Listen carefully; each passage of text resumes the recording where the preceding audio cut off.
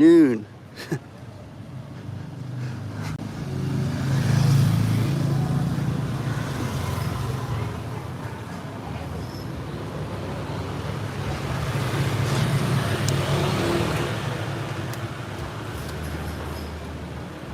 So if you're just watching me for the first time, I'm in Ho Chi Minh for like 4 days.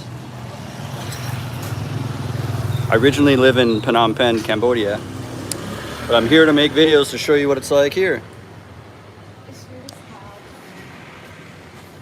And I try to help guide people who want to become an English teacher abroad and follow in my footsteps and take the same program I did, and it lines you up with the job placement. But I always focus on Phnom Penh, so I'm taking a few days to also show you Ho Chi Minh, because this program exists in Phnom Penh and Ho Chi Minh. So if you don't want Cambodia, you want Vietnam, click in the link below. In the description, there's a link there to the TESOL course. It's government accredited, and they line you up with jobs too.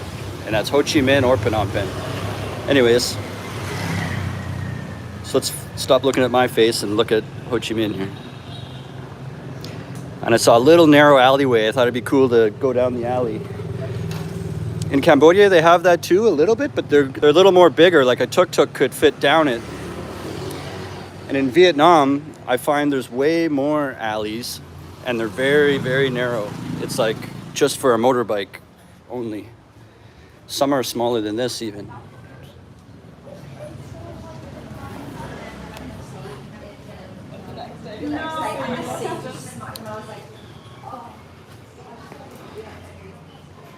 See what we find.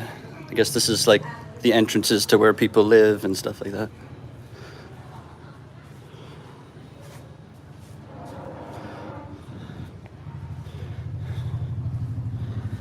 Nuggets Journey, only for bachelor's degree in Vietnam to work as a teacher. That's right. That's actually the reason why I live in Phnom Penh. Just wait for this guy to drive by. It's loud. So if you watch my videos, I'm always recommending this course that I took to become a teacher. And I always talk about Phnom Penh because that's where I went through, because I don't have a degree, a bachelor degree. And in Cambodia, that's okay. You don't need one. But in Vietnam, you do need one. So if you have a bachelor degree and you want to come live a life in paradise, then you could do the course in Ho Chi Minh and get a job here. And they pay teachers like double here, or almost double. Okay, let's bang a right here.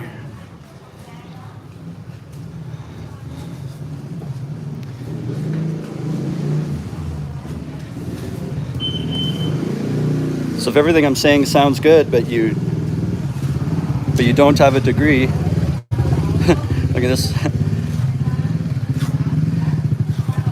I had to like lay up against the wall so I wouldn't get run over.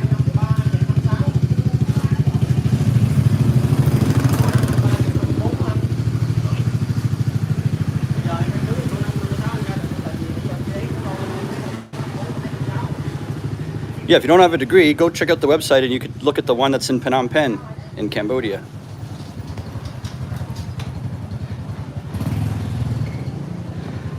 What you could do too, if you're really keen on checking out Ho Chi Minh, and like even for just a month, you could,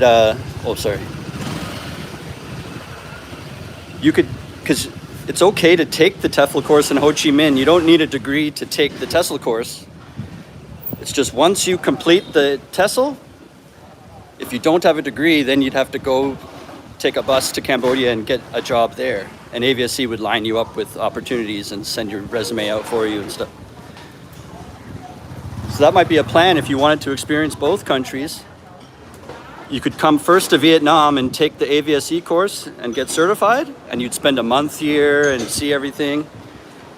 And then, but you don't have a degree, so when you're ready to start working, you'd have to then move to Cambodia.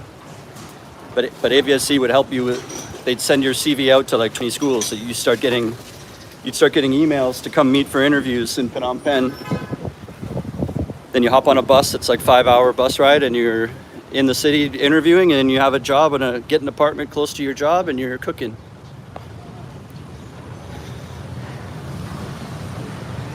And the opposite is true too. Let's say you have a degree and you want to eventually like live and work in Vietnam, and you have a degree, but you're like, geez, that would be cool to like experience Cambodia too, like even for just a month. You could do the AVSE course in Phnom Penh, and then when you finish, go to Vietnam and get a job. So it doesn't matter where you do the course. It's just in Vietnam, when you want to get a work permit and you go to the office to apply for all that with the government, the requirements for the work permit to work legally is that you need a bachelor degree. The schools don't care. The schools would want you in a heartbeat. But for you to get the stuff you need to work here legally, you have to have a bachelor degree as part of the stuff you send in. So I could never get a work permit here. Hey, oh no, that's okay. So a guy, I said, no, that's okay. A guy offered to, people are always trying to sell you stuff or whatever. He was like, motorbike. He was gonna maybe rent me a bike or give me a ride. Like, you can hop on the back if you need a motorbike ride. So I've stepped off the main road here. There's like these fruit vendors. These looks like coconuts and pineapples and a little baby market. Nuggets says, is hourly rate for teachers in Cambodia roughly 5 to 15 per hour? Yes. My first job, they pay you by the month on a salary, so you don't really know your hourly, but you can do the math. So my first job in Cambodia, I got $12.50 a month. It's 40 hours a week, and if you break that down, it's something like $8.40 an hour, so something like that. And then now I work at a language center, but it's only part-time. I only have like 2 or 3 students, so I work like only 4 or 5 hours a week. But that hourly rate is close to double. I don't want to say numbers because I still work there, but it's to the higher end of that scale that Nuggets just wrote in the chat, is what I make per hour now. But I don't work 40 hours, so I'm still not rich. But when I'm there for that hour, they're like valuing my time almost twice as much.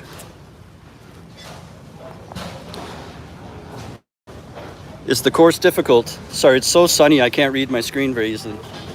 It is kind of difficult. I don't want to lie.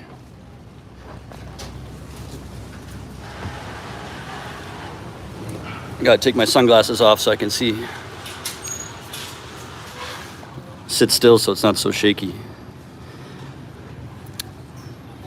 Yeah, so is the course difficult? It's not rocket science. Like, I never even went to university. But in high school, I was doing all the university level classes, and like I could have gone to university, I just didn't want to. But I mean, you hear me talk, right? Do I sound like a genius to you? I'm just a regular average bonehead Joe Canadian. But you have to also like to teach, because you'll quickly be like, oh, it's not for me, and you'll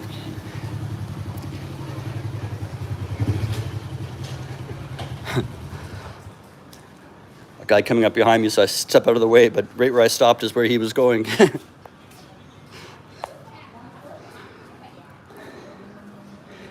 It's not hard in the way that they tell you things that you don't understand. It's not like doing advanced calculus or something, or science or something like that. The difficult things are, they leave a lot of it up to you because you're an adult now, right? They're not going to be like, did you do your homework and make sure you hand that in? They do a little bit, but then if you're not on it yourself or disciplined, the way the course works is there's all these different modules that you go in online and complete them and stuff. And they also tell you when the course is finished, you even have 6 months after that to hand everything in if there was anything you didn't quite finish during the 4 weeks. So sometimes people come here and they really, this is rare, but they have no interest in teaching at all, really. They just want the life here, and they just look at teaching as a way that they could maybe make it happen.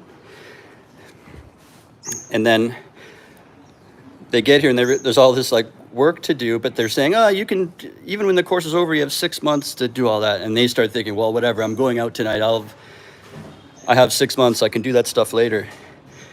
But then it piles up. And now you're looking at, it's like when your room is really messy, your bedroom, and then you look at it and it's so messy, you don't even know where to start or what, because it's overwhelmingly so much left. So if you sort of leave all the work till the end and then don't do it properly, it can feel like, oh, this course is so grueling. It's like such bullshit. But like that's the attitude of someone who wasn't really into teaching in the first place. And you're all there. It's an like the in-person course. You're with like 10 other people in your class, and you're learning together. You do all the work together. You can hang out and go to a coffee shop or go to a rooftop and all work on it together and just help each other. And then that's what you should do. Every day they're like, okay, now we're starting this unit, and then you just go home and finish it, and then next day, next thing. And if you just do your work for the 4 weeks, it's not hard. But if you have this attitude like, oh, I just wanted to go there and float by and then get a job and sit there and sleep in the classroom because I don't really care about teaching, then it's not the right course for you. It's a really serious, it's a legitimate, like, government accredited course, and so the work that you hand in has to be all very official and done properly. In case if AVSE ever got audited, they have to keep up their accreditation they have with the government. So it has to be like you're serious about, you want a legit career in teaching abroad, and they have a very strong reputation because of this. All the graduates that come out of AVSE are always very strong teachers. So sometimes schools will hire you even if they say they need some experience. The AVSE program kind of takes the place of having experience because they know that they're so good. And I did it. Look at me, I completed it. And I'm very introverted. I didn't even do the thing where I hung out with other people and we all copy each other's answers and stuff. I didn't even do that. I did everything by myself. And other people do it online at home, everything. And I think they assign you a teacher you can webcam with if you have questions or you need help with something, but you basically do it on your own at home if you do the online one. And people do that all the time. I've met some of those people because they finish it and then they come here. So, it's not that hard, but you have to be dedicated and like care about teaching even a little bit, or find something you like about it, or it's fun, or it's better than the job you used to have, it has to be important to you that the children are getting a good education, or it doesn't have to be children, but like the students. You should be coming here to help develop the country, not pretend you're a teacher and then sleep in class and just party every day. Like it's not the right course for you. I might be coming over to Cambodia in a few months. How's the cost of living there? Sorry I'm taking so long to get to your things. Cost of living is very cheap. I'd say in Vietnam, it might be even cheaper in Vietnam. But for example, my rent is like $250 a month in Phnom Penh. And I spend about $300 a month on food. Whatever, I can't remember all my budget, but in my whole month, I basically spend about $800, and that's even going out and buying the things I buy for recreation or drinking or whatever. Everything, all included, is usually about $800 or so a month. I'm trying to find some shade. This is good. I found a ledge I can sit down for a sec. Woo! I did 2 videos this morning, like I'm just filming and then I'm gonna edit them later. And in the video I was like, it's so nice here, it's not as hot. There's like a cool breeze and it's way more reasonable temperature and all that. And now it's 1:30 in the afternoon and it's so hot. It's equally as hot. They have nice, cool mornings here and nighttime more than Cambodia does. But once the sun's all the way up, it's hot as shit. But so yeah, your whole budget in a month could be like 800 or 900, and then I don't go out that much, so maybe, and I'm really cheap with my money, so maybe you could say 1,000 if you're a little bit more buying stuff or taking girls out on dates. Like that could really eat into your money. Imagine once a week you spend like 50 bucks because you're paying for yourself and a girl. That's 200 a month right there that you would have been saving every month, but you're going on dates. Like, so it depends how you spend, really. But you could get by with like 900, 800 to 1,000 a month, and you're still doing everything you want and buying everything. And I eat out for every meal. Like, it's Coco. What areas are better to find accommodation in? Well, a lot of people like to find it close to where they work. So you get a job first. But where I live is really popular and a lot of expats and really fun area. It's called the letters BKK. And they have 1, 2, and 3. So I live in BKK 1. It's a very nice area. Just south of there's an area that people call Russian Market.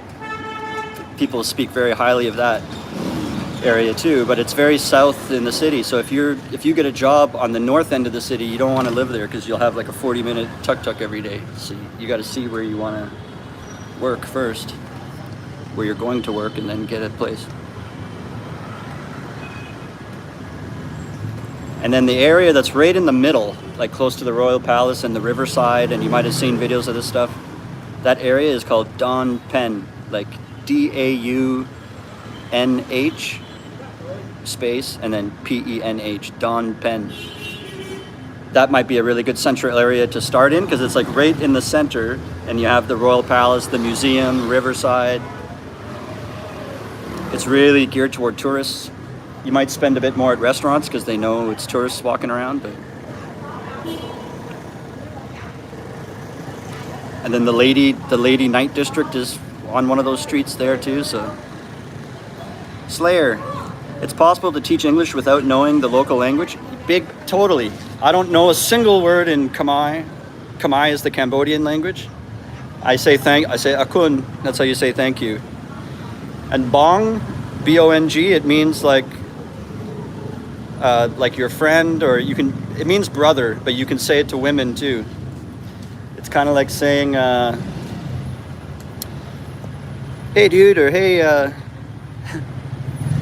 yeah, it's kind of like saying, hey dude, but you're allowed to say it to girls too. So, hey, my friend. Oh, how are you doing, my friend? You'd be like, oh, hey, bong. Or if the waiter has his back to you and you go, oh, bong, excuse me, bong. And they turn around. So it means like brother or my friend. That's like the only words I know. And it's because the students can basically speak English already, but their grammar is bad. They have in their sentence, whether it's writing or speaking, they have a mix of present and past tenses, and they don't put an S, they don't do plural properly, and there's verbs that are irregular. Like, if you did something in the past, you just add ed on it. Like walk, if you walk yesterday, you walked with ed, right? Now what about run? Did you run? R-U-N-N-E-D? Did you run yesterday? Because that's what they would say. You teach them everything in the past, you add ed on the end. And then you have the word speak, and they go speaked. That's not right. So those types of verbs are called irregular verbs. So they would be spoke or ran or feel. You don't say I feeled really hungry today. You'd say I felt. So you gotta show them like all the exceptions to the rules too, and irregular verbs. And sorry, Jesus, almost got run over.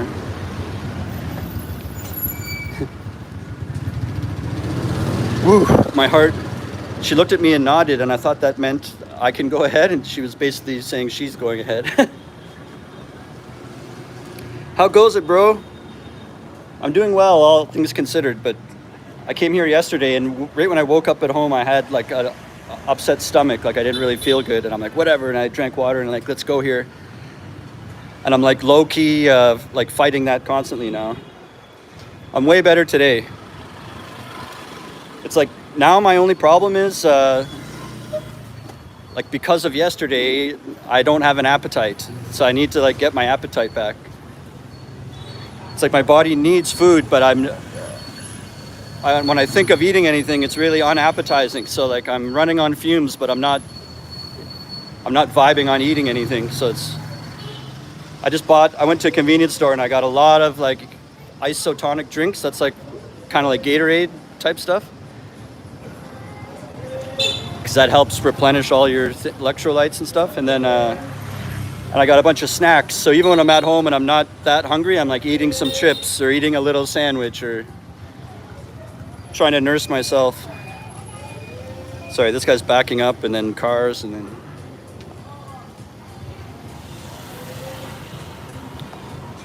You know, in the Western world, like pedestrians have the right of way. Here, you're last. Like you have...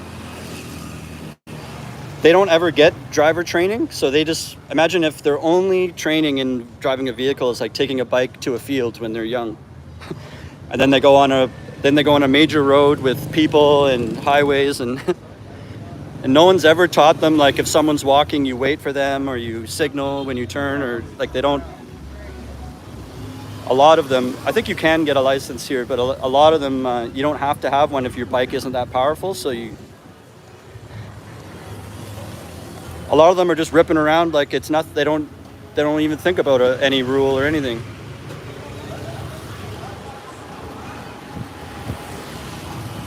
And they drive on the wrong side of the road into oncoming traffic, like up against the curb, because wherever they're going is going to be on that side, and they don't want to have to cross over the road just because they're lazy or whatever. So when you're walking, you're going to cross the street and you're checking for oncoming traffic. I've explained this before, but... and you're looking into oncoming traffic, waiting for a break so you can cross, you have to look back in the wrong way too, because there could be people speeding the wrong way into oncoming traffic, like right where you're going to take your first step. So you got to be careful with the people driving bikes around here.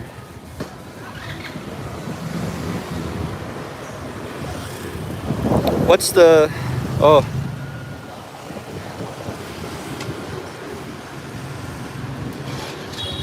got to get off the road. It's too sunny, I can't read it. Is it safe to cycle to the school you'll be teaching at? I see a lot of tuk-tuks and motorbikes. Yeah, you can bicycle, but you'll be right shoulder to shoulder with all of them, so it could feel scary or dangerous. What I've seen a lot of people do is get a bike that seems old-fashioned and really big. Like when you're sitting on it, it makes you really up high. And then you feel less like you're going to be run over because you're kind of like above the action. Like a bike that has big tires, I guess, and the seat is up high. But yeah, you're totally allowed to. It's just at your own risk. How long are term breaks for school? This is most likely when I'd like to go back home. Well, every school is completely different, so I can't answer that. It depends where you work.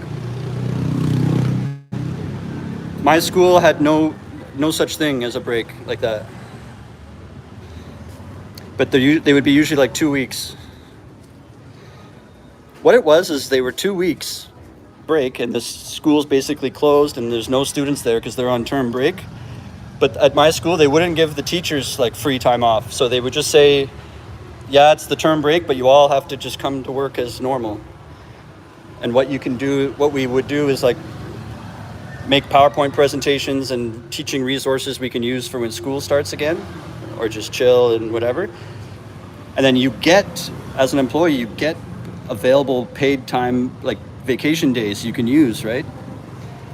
And at my school, and you have to ask for approval, and they wouldn't really let you use them during the normal school year. So when one of these term breaks come, they'd say to everyone, you still have to come to work as normal, or if you want to use your vacation days, this is the perfect time to use your vacation days right now because there's no classes.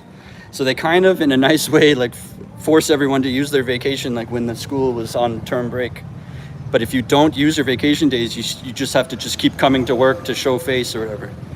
That's just how my school was. Every school could be different.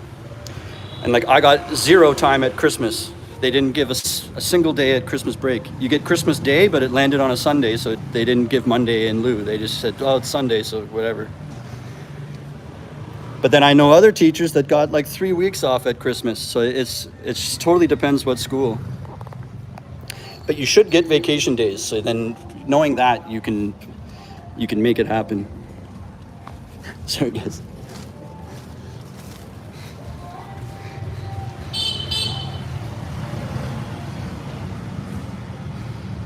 What's the biggest food superstore that called there? There's actually one called Superstore. I don't know if there's one big one. I can think of some big supermarkets, but they're all like a single store. It's not like a wide chain, I don't think. But there's literally one called Superstore where I used to live. Danny, like for example in Canada, Superstore and America's Walmart. Oh, like a big department store? Yeah, okay, so there's malls here that the name of the whole mall is Aeon, A-E-O-N.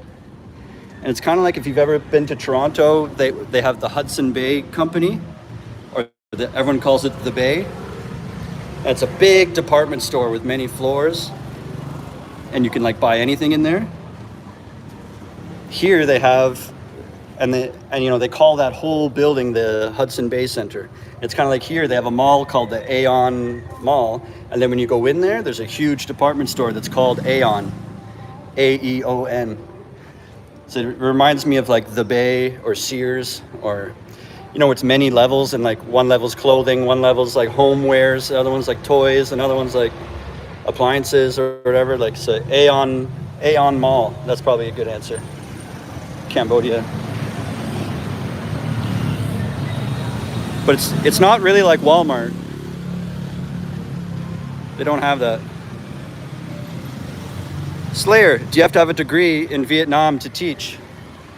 Yes, but the wording of that is a little different. So you need a degree to get a valid work permit. And to get a teaching job, you need a work permit. So it kind of is a chain reaction. If you just contacted a school directly and talked to them and had a little webcam interview, they would instantly want you and be like, yes, like when can you start? And then you'd say, well, can you help me get a work permit? Because I don't have a degree. And they go, whoa, whoa, whoa, that's all you. Like, so when you get here and you're going and paying the money and giving all the paperwork to get a visa and get a work permit and get all the stuff you need so you can legally work here, part of the required documents from the government when you're getting a work permit is you need a bachelor degree. So you don't need a degree to teach, but you need a degree to get a work permit. And without a work permit, you can't work any job here. So that's why. I don't know if that makes sense. How safe is the city you're in? Like at any hour? I think it's fine. It's not, it's more like, I guess it could be unsafe with people running you over if you're like drunk and stumbling, and because there's bikes like whipping by. And like I said, they don't ever learn defensive driving, or they're not thinking about safety at all. Like, and they could be drunk, like, but no one's like, well, I don't know, I've only been here for a day and a half, but in all of Asia in general, most people say that they feel more safe walking around here than they would in their home country. Like, would you walk around Chicago in the US? Would you walk around Chicago at 1 a.m? Alone? And then you have those people are online questioning me, is it safe here? And I'm like, even female solo travelers will walk alone at night in Southeast Asia, like Thailand, Vietnam, Cambodia. There's no like violent crimes. Like, what would happen is someone on a motorbike might whiz by really fast and grab your purse right off your shoulder as they're driving by at like 70 kilometers an hour. You know what I mean? And it rips the strap off your shoulder. Like that, I would picture like that's the worst thing that could happen. I knew a story about a guy that had like a chain, like, you know, a silver necklace chain, whatever he's keeping his neck frosty. You know, he had like jewelry, like an expensive silver chain on it, necklace, like hanging down, and a guy went by and yanked it off him while driving by. And so they're not here to like beat you up, but they might take your stuff. But I've never had anyone even attempt to steal anything from me, so it's not that prevalent, but it can happen sometimes. And then phone snatchings, like if you leave your phone, you're on a patio and you leave your phone sitting on the table, and you look away for a second, or someone comes and distracts you, and the other person just quickly takes it and they go away, and then you don't even realize it's gone for another 10 minutes. So they call that opportunistic. So like the crimes and stuff are opportunistic. It's not like you're gonna get knifed and raped or something. Tom, what kind of visa are you staying in Cambodia on? I'm on a working visa. So I still had my teaching job last year, and my visa renews every August. I get a year, I paid for a 12-month one. So basically, right after I had my school renew it legitimately, like a month later I quit. But that doesn't take away your visa. Like, so I paid for a whole year, so I'm good till August. So then my attitude was just like, well, I'll just figure out what I'm gonna do when it gets closer to next August. But now, like about a month ago, I just got a part-time teaching job with Tabula Language Center. So now when I go up, now I can do it legit again, because I have a job. You just need a job like when you're applying for it. And then the school will often help you pay for that stuff too, a portion of it. Danny, thanks for subscribing. Cam, are you traveling for veg? No. I'm here to make YouTube videos, and my whole channel is like to show what it's like here and to help give advice and guide people that want to come have the same life I did. Like, I graduated 2 years ago from this AVSE program. It's a TEFL or TESOL course that takes place in the country, and they line you up with jobs, and it's government accredited. So it's not like one of these $20 ones online where you get a fake certificate. It's like a real government accredited, really legit one. And I've been doing this for like a year or two in Phnom Penh. And this course, it also takes place in Ho Chi Minh, and actually their headquarters is here. So Phnom Penh is more like the sidekick of this place. And you know, there may be many people out there that are wondering or researching about teaching in Vietnam. And because I'm always only talking about Phnom Penh, my videos wouldn't pop up, and they're not getting the help from me that they could be getting, or I've been really only representing Phnom Penh. So I thought, geez, if they're doing it in both cities, every couple of months I should come out here for a week and show what it's like here too, and make videos. And then this live is going to show up in the feed, and maybe people looking at Vietnam can get the info from me now. So, and then in about 6 months, they're going to open up also in Hanoi, which is like north in Vietnam, another city. And then I'll start going there and making videos. And then my life will be just Phnom Penh, Ho Chi Minh, Hanoi, constantly making videos in all three. And I'll be the main guy to help and to answer questions about becoming a teacher in those three places, and what it's like, and how much it shit costs, and all that stuff. How much it costs to try new things. I have a theme song at the start of all my videos that I sang and recorded. It's like, meet people, eat food, see the joy they bring, and how much it costs to try new things. That's a line in it.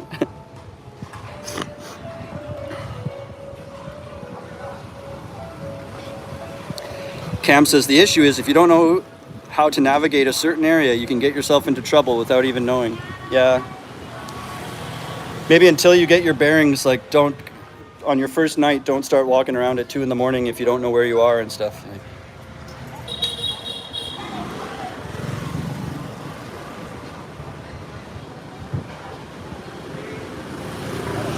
What are the best things to eat and where? Well, in Phnom Penh, I could tell. I've only been here for a day, so I don't know much here. Everything I've eaten here has been good. The quality of food is way better here than Cambodia. Like in Cambodia, you can go to places that have good food, but here it's like anywhere has much better food. Even the street people.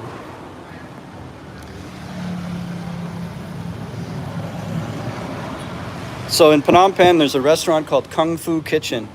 I'd really recommend that place. There's so many. That's such a broad question to ask, right? But sushi, there's a good place called Sushi Chef that if you're balancing between a cheap price but also really high quality, that's like a good one. There's other ones that are very good but like triple the price. This one's like just as good or almost just as good as the really high-end ones, but a much better price. Sushi Chef, Kung Fu Kitchen.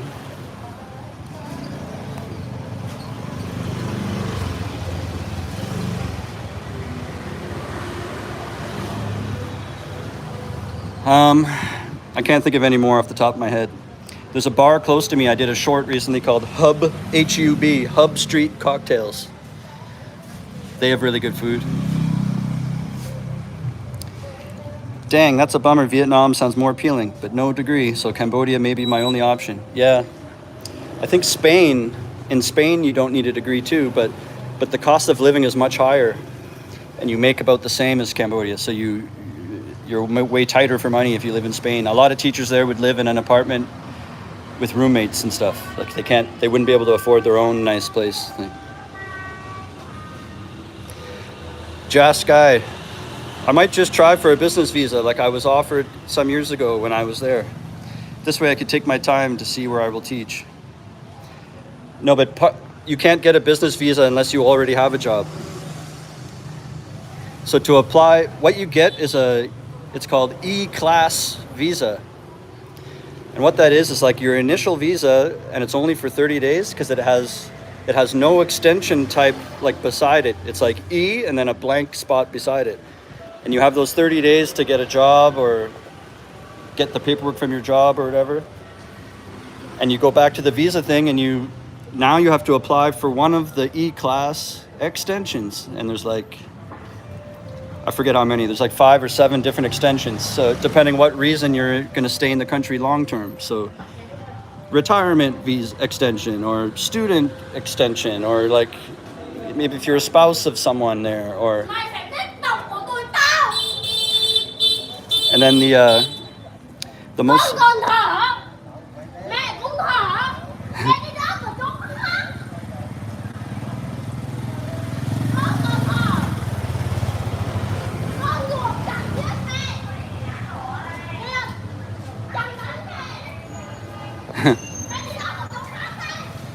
the most common visa extension you would get it's called EB, B for banana, EB visa.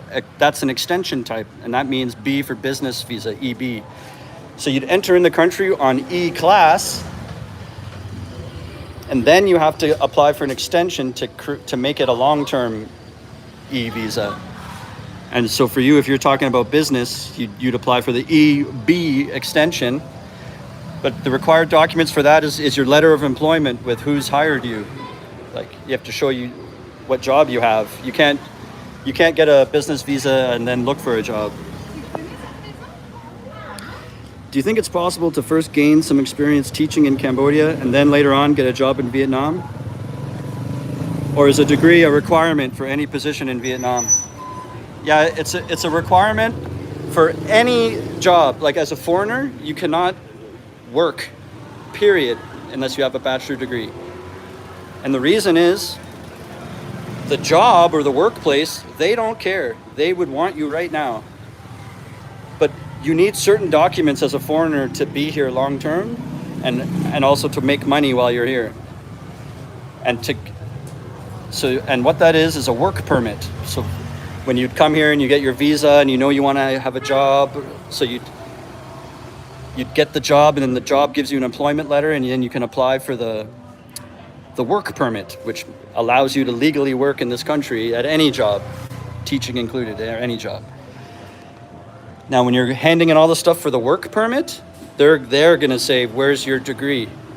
And don't have one? No work permit. Get out of the country. You're not allowed to stay here long. You're not allowed to earn money here unless you have a bachelor degree. Or you're not allowed to earn money here legally. But if you had a degree, you could totally do that. Get experience in Cambodia, and then what some people suggested I did is work in Cambodia and then also like be a part-time student at some Phnom Penh university, get some Asian bachelor degree, and maybe you slowly chip away at it. Like you could probably do online courses or whatever, and maybe over the course of like 2, 3, 4 years, however long it takes.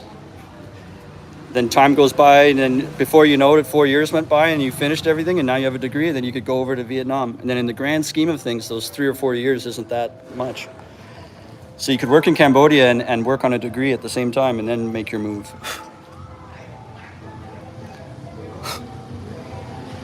She's loud. Yeah, that crazy lady.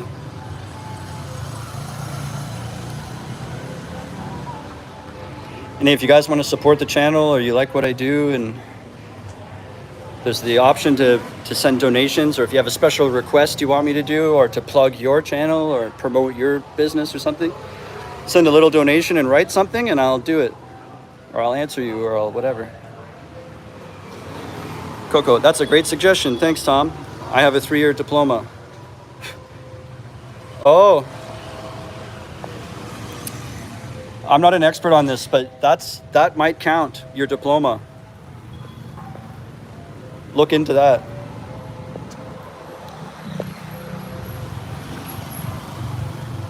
I wonder if that counts. I think there's a possibility that they could consider your 3-year diploma like equivalent to having a degree. I just have high school, so that's why. Jaskai, when I was there at 212, as I was going through customs, they asked me if I wanted a tourist visa or business visa. And I asked them, what's the difference? And the guy says to me, $5. Oh, you were saying 2012, probably. Yeah, back in the year 2012. Wow, that's crazy. Well, maybe I don't understand it properly. How can you have a business visa without a job? That doesn't make sense. Probably if you had answered business, then the next question would be, okay, give me your proof of employment. And you'd be like, I don't have a job yet.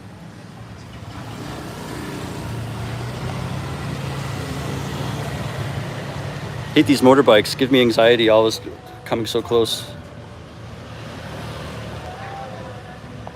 I think there used to be one called, I heard they took it away. There was a visa extension called, fuck these flies. There's a visa extension called EG.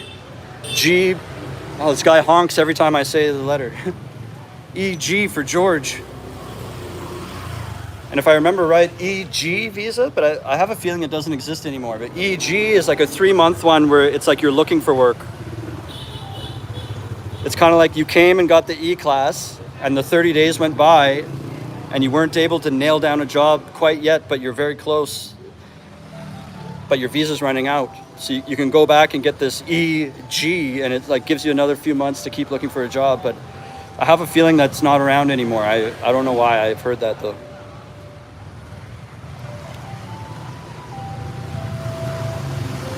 But yeah, the TEFL course I recommend, it's with AVSE, and there's a link in the description. You can read about it. They have in-country classes. So it's great because you meet like 10 friends when you first get here and you do everything together. I still have 4 friends from when I did it 2 years ago that are still here. And then they line you up with a job placement. They send your CV on your behalf to all the schools and you're put to the top of the list because it's coming from AVSE. And if you can't just leave everything and come here for 4 weeks before you start working, you could do the course online at home, chip away at it in your spare time, and then come here when you're ready. And if you're already certified or you've taught in other countries, they have a separate program for people that already are teachers and are certified. They have a separate program that's like an internship just to line you up with jobs in the country. And that's Ho Chi Minh or Phnom Penh. So check out the link in the description. And if you go for it, you just put Tom Trips Out. It really helps support my channel. Howdy, Jonathan. You came right when I'm ending. Jeez, it's so hot out.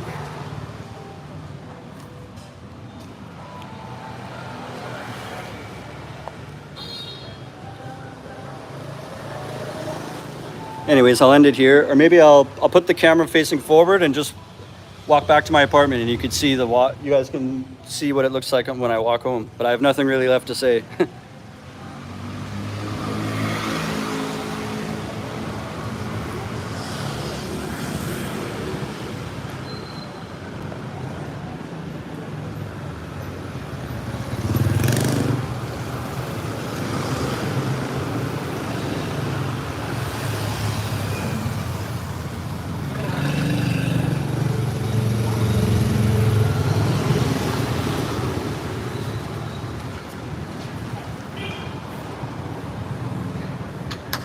Yeah, maybe you're right, Jess. I'm not sure.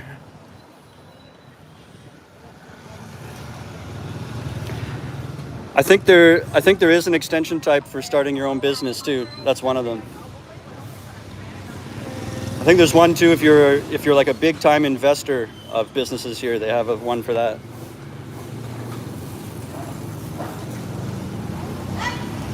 Oh, I passed my alley. So close, so small.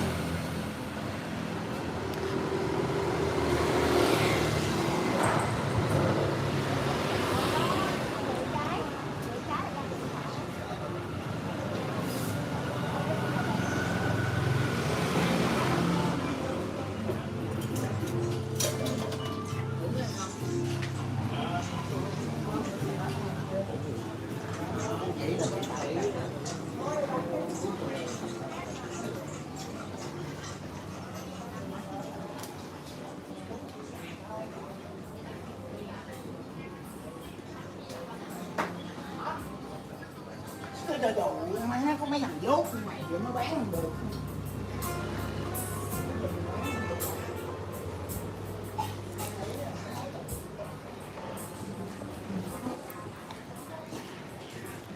All right, I'm gonna end it off here. Thanks for watching. And until next time, remember, how you spend your days is the way you spend your life. It's never too late to start tripping out.